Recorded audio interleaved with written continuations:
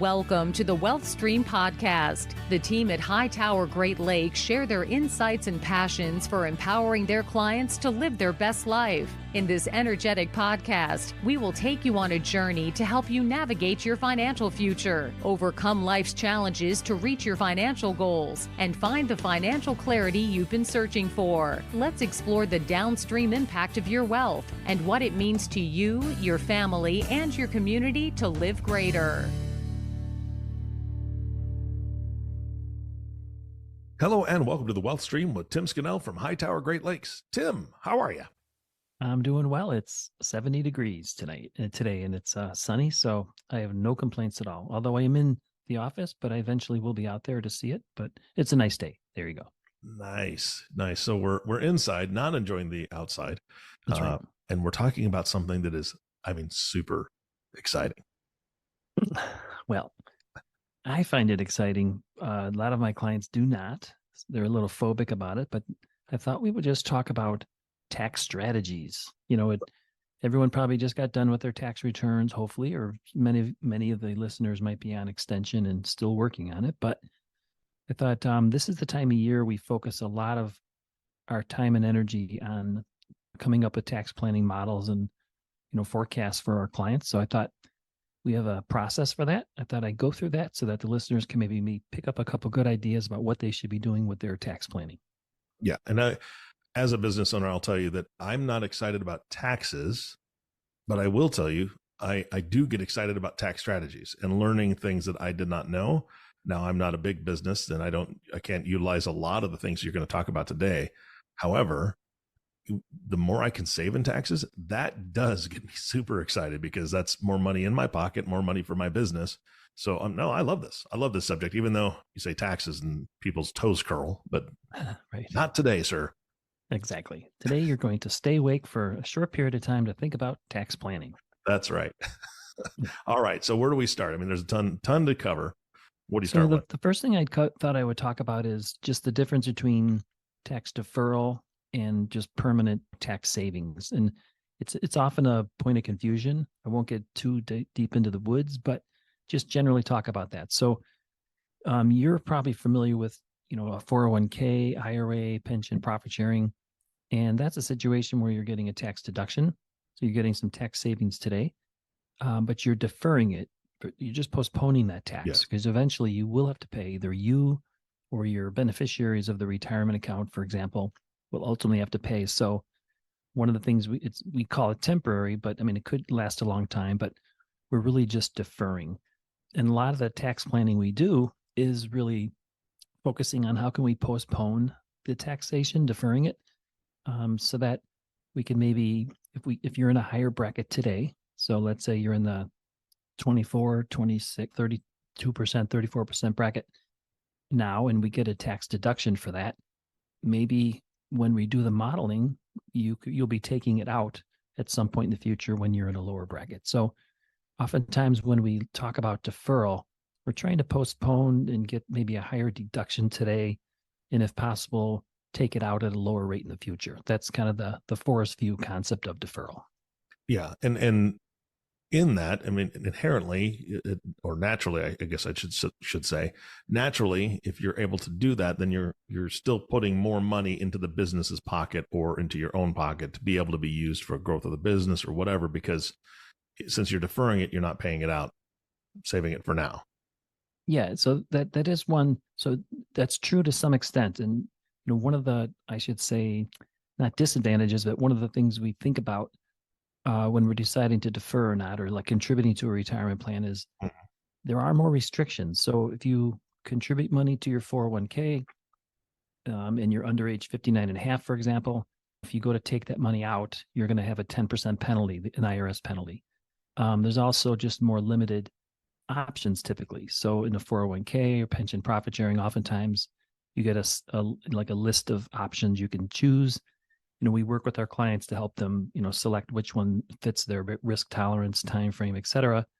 But there are things you can't do, in a retirement account. So if oftentimes we're working with a business owner at the end of the year, they're looking at their taxes, and not everyone, most people dislike paying a lot in tax. So they face that question. Do I put money into a retirement plan, for example, postpone or defer the tax, but know that I can't use that money for my business? But if instead I'm looking to maybe buy a couple trucks or vehicles or equipment, maybe I can look at doing that and getting the write-offs that way.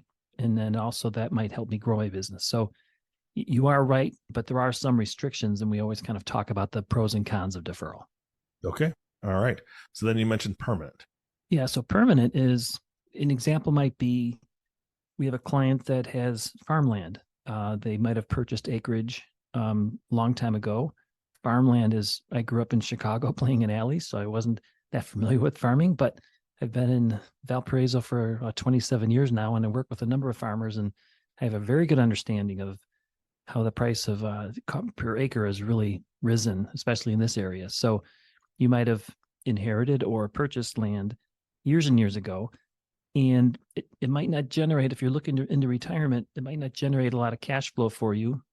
So you're looking to sell, but if you sell it, you've got a pretty big capital gain. So oftentimes we'll at least explore something like a 1031 exchange or a tax deferred exchange, where you can move it into something that produces more cash flow. And then if you hold it up to the point where you pass on and pass it to your kids, they get what they call a stepped up basis, and you avoid the tax. So in that example, there's too much detail in that for a lot of people, but I would just say that there are ways to make the tax savings permanent, in which case you're not just deferring it, but we have a strategy to completely avoid it, and just remove the tax itself from and get those proceeds directly to you and your family. Nice. That's a huge advantage. Yeah. So with that being said, when we're looking at deferred or permanent, we have kind of a checklist we go through. And the starting point for everybody is really, number one, just take an inventory. And it seems like a basic thing to do, but we literally just walk down the list of someone's assets. So if I look at your balance sheet, checking, savings, real estate, house, retirement accounts, your business, and then within the business, the different assets or vehicles you have, we just want to make sure we take a complete inventory and make that starting point as the list of these are the things we're going to review when we talk about deferral, permanent, et cetera. But that's our starting point. And that's where the listeners should go, as a starting point when they're looking to do the annual review of their taxes. Okay. All right. What else? And then from there, we kind of dive into things like, when I'm working with a client, what type of entity is their business? Is it a S Corp? Is it an LLC, a sub S Corp? And here's why that matters. So I have a client that I'm working with, referred to me by a CPA last year, and the business that they operate, the primary business is a C Corp. So there's some specific tax issues related to that in terms of how to get money out of there to the business owner. And in this case, the company's been profitable. They've accumulated a fair amount of cash in the business, and we're looking at strategies to get those funds out, with minimal taxes. Compared that to a lot of most clients I work with years ago converted their C Corps into S Corps, and the taxation's a lot different. The taxation is much more similar to, the earnings show up on your own tax return. So it's a little easier to get money out. So we had to work with the CPA, work with the attorney, work with his team to come up with a kind of a long-term plan to move that money out over time to minimize the taxes, transferring funds, for example, over to an LLC or an S Corp, et cetera. So again, I'm diving a little too deep into the woods, but the point is, by taking inventory, by listing the assets, by looking at your businesses and how the entities are structured, it's easy to then model out really tax preferred way to get funds out, for you at the permanently and or deferred. Got it. Yeah, that's always been pretty confusing, and I think a lot of business owners start their business knowing, what they want to set it up as, and they get some advice, but then later on it can change, right? Exactly. Yeah. And that's step 2 of the process, is where we then say, okay, let's what are your plans for the business? What are your plans for the investments? What's your time frame, the cash flow needs? What kind of needs do you have for your kids, your nieces, your nephews, your grandkids, friends, family, etc. Because when we have kind of a better feel for your plans and goals, your timing, we can then it'll be easier for us to help you model out how to take that money out and at least defer or postpone the tax. And an example would be they changed the rules regarding inherited annuities. So it used to be that when I pass, I would pass my 401k, IRA, et cetera, to my wife, Nancy, vice versa, if something happened to her. And then ultimately, when we're both gone, we listed the kids as what we call contingent beneficiaries. And it would be that they could set up these inherited IRAs with the money. So we have 5 kids. It would just be whatever there is divided by 5. They each get an inherited IRA, and they would have the ability to take it out or stretch it out, the taxation over their lifetime. But they changed the rules within the last 2 years to make it so that they now have to take it out over a 10-year period. Right. And in this case, it requires a lot more planning because oftentimes, if you think about it, Eric, if you're in retirement, maybe you're not in the maximum bracket, but if all of a sudden happens where your kids inherit the money and they're in their 40s, 50s, maybe their peak earnings years, they might actually be in a much higher bracket than you are now. Yeah. So playing with that and deciding how to take the funds out. And maybe even worked on a case recently where we actually started to deplete the IRAs, and annuities are taxed similarly. Started to deplete the annuities kind of in anticipation of maybe taking it out at a lower tax bracket during the client's life so that the kids didn't end up paying a larger tax when they passed it on to them. So incorporating the beneficiaries, or at least you don't necessarily have to talk to them about it, but just putting that into the modeling and looking at the whole family, kind of a generational plan, is really, really important. Yeah. All these moving parts. I mean, you've talked about this for over 100 podcasts, right? I mean, you've done so much education for the audience. There's a ton of moving parts to consider. And I love the fact that you're breaking kind of each section down. I mean, you're talking taxes today, but you've done this with all sorts of business succession and all sorts of other planning that you do. So I think this is fantastic. Yeah. And that kind of gets to the whole team approach and the third step, which is, just making sure you're getting your tax returns are being prepared as best they can. And when I say that, an example this year where I have a very successful physician in a specialty. He's had the same CPA for, probably 15 years since I've worked with him. And kind of out of the blue this year, for the first time, all of a sudden, the firm filed an extension, didn't really communicate with them very well. And the communication came from somebody else. And so we kind of jumped into it and confirmed that the partner that he had worked with for so many years had actually phased out and didn't really tell us, right? So, and then as a result, this new CPA that was working on the plan didn't really have a lot of the history. There's some unique things that the doctor did, kind of some side consulting that, was not recorded correctly. And so the point is that I think it's a good idea, step 3, just to take a look and get a second opinion. We have software we have, for example, where we're not CPA practitioners. We don't prepare tax returns, but we kind of run it through some software just to see, are there any things we think that might have been missed? So it's really a good idea kind of as a third step when you're formulating your tax plan for the year, when you're looking at 2023 right now and saying, what's it going to look like? Also just making sure that your professionals that you're working with are doing everything correctly and they're taking advantage and they know everything about you in order to do that. Now, let me ask you something. In your experience, when you've been working with these professionals, are you finding any professionals out there that are that kind of get a poor attitude about somebody wanting a second opinion? I mean, are we to the point now? Because I mean, I've met them before, but I know you have a pretty deep network. Have you experienced that before, where you have a client said, I told them I was getting somebody else to take a look at this, and they gave me some attitude about it?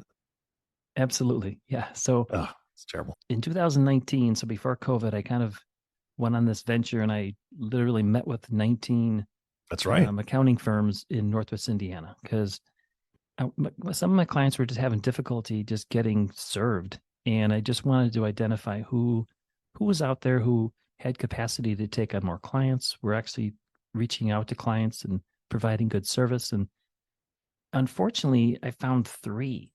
And it's for any number of reasons. A number of the firms were sole practitioners. They were getting older. They didn't have the staff or the time. And then all of a sudden, just their business model is such that they just get slammed January through May. We took them off our referral list, and we just started focusing on the ones that did respond. And yeah, they take it personal, but I'm an advocate for my client, and I really can't worry about, offending a vendor. I mean, I'm super respectful and professional, but at the same time, I just want, I demand that, not demand, but I really want the clients to get great service. So I think demand is the right word, asked, but that was the answer. No, but I think demand is the right word. I mean, that's what you do for your clients all the time. You demand the best. It's not that you're rude when you demand, but if they don't meet your expectation, I know you're just going to say bye. I mean, Joe Schmo can go service other people that don't really want high quality. Exactly. And one of the questions I ask the clients or people who are asking about this particular, I say, well, how often do you hear from your tax advisor? And, oftentimes they get a letter in a packet saying, send me your information, in January, February. And then they kind of don't get a whole lot of communication, maybe one meeting in March or April. And then they really don't hear as much from them. And so what we do is we spend a lot of time in the fourth quarter doing tax loss harvesting, retirement planning, tax bracket planning, just basically making sure that we do whatever's required before the end of the year, before it's too late. And then as we're following this process I'm talking about today, we do this in Q1 with everyone, just saying, let's forecast, let's look for opportunities, maybe Roth conversions or backdoor Roths, things like that, where we can save you money. And just, I think part of it is the business model where accountants just get so slammed in a 4 months out of 12 months. But I do work with with actually 3 or 4 really great CPAs who are very proactive, like we are in the fourth quarter and the first quarter. And they're more advisors than just historians. That's great. Yeah. Fantastic. And then the other thing we always just kind of on our checklist is, are there parents you're supporting? Are there other people you're supporting? Are there kids you're supporting? Or as we talked about a minute ago, what are the kids doing? What are their tax brackets? And are there opportunities to shift income to them? Or are they working in the business? Just looking for ways to make transfers to whoever you care about, children, parents, etc., very tax efficiently. And so if you're just writing checks and not really thinking about it, whether it's to nonprofits, charities, kids, parents, it just makes sense to kind of step back and just incorporate that into your tax plan, just to see, are there ways where we can make it more efficient, where we can defer income, or maybe even make things tax-free. So we always want to make sure we gather information about the other people, the other organizations they care for. All right. I love that. Very thorough. Yeah. So the last thing I'll just say is, when you're looking at this, we always want to make sure that any strategy, any tax planning we do has as much flexibility as possible. I mentioned earlier the 1031 exchange. The disadvantage is there's just not a lot of flexibility. There's other things like ESOPs, not a lot of flexibility. There's great tax advantages, but some are more flexible than others. And it's critical to really step back, and I call it a forest view. You're looking at the forest, but it's really just the big picture. What is your goal? Where is this wealth that you're accumulating? You've accumulated it. We're working to help you protect it. We're working to help you grow it. But we also want to help you realize the benefit of it. And we also want to help your family realize the benefit of it. So family planning, big picture, etc. And then if you're in a business, we have a lot more flexibility in terms of tax planning compared to if you're getting, you're an employee getting a W-2. And then the final is really just looking, at your investments and making sure that you're doing those as efficiently as possible too. So that's kind of just the summary. We have checklists and processes, and they're in more depth, but I just wanted to give the listeners some ideas on what they should maybe think about. So maybe they could take 1 or 2 ideas with them back to their advisor team. Yeah, absolutely. And I know that you have resources on the website. You've got resources within your office, and folks can reach out to you for those. So how about we give them some contact info so they can reach out and start this conversation? Perfect. Yeah. So they can always reach me at 219-531-4941 or send me an email at tscannell@hightoweradvisors.com. And Eric, I'd mentioned just before we started talking that I actually had a business owner, a couple reach out to me a couple weeks ago, and we've had 3 meetings so far, and they've really been very productive discovery meetings, finding out what they're doing, what they have been doing. And to be honest, they've been doing some amazing things.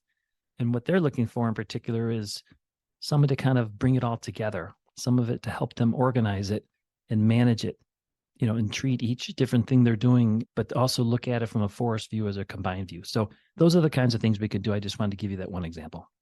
Yeah. And I love the fact that they had been listening to the podcast. That's something that they had gathered a bunch of information before. So they already knew kind of your style, and exactly what you described, right? Is that you help them orchestrate all these different parts of their life so they all work together the best way possible, right? And that's what you've talked about since the very beginning of this podcast. So I love the fact that that's come to fruition now, and folks are listening, they're contacting, reaching out, and getting exceptional service. So I love that, Tim. That's fantastic. Yeah, me too. No, I mean, these are really smart people, very successful, have a great business. They've done many, many things that, are just amazing. And they're just looking for maybe a few ideas and help with organizing and really a forest view. And that's what we offer. Awesome. Well, Tim, thank you so much. I appreciate the time today and a great overview. Oh, thank you very much. I appreciate it. Thank you. Always fun to talk to you, Eric. You bet. And our last thank you will always go to you, the listening audience. Thank you so much for tuning in and listening to the Wealth Stream podcast with Tim Scannell. If you have not subscribed to the podcast yet, please click the subscribe now button below.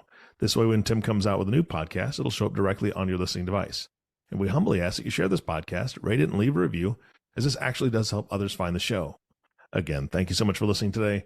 For everyone at Hightower, Great Lakes, this is Eric Johnson reminding you to live your best day every day. And we'll see you next time.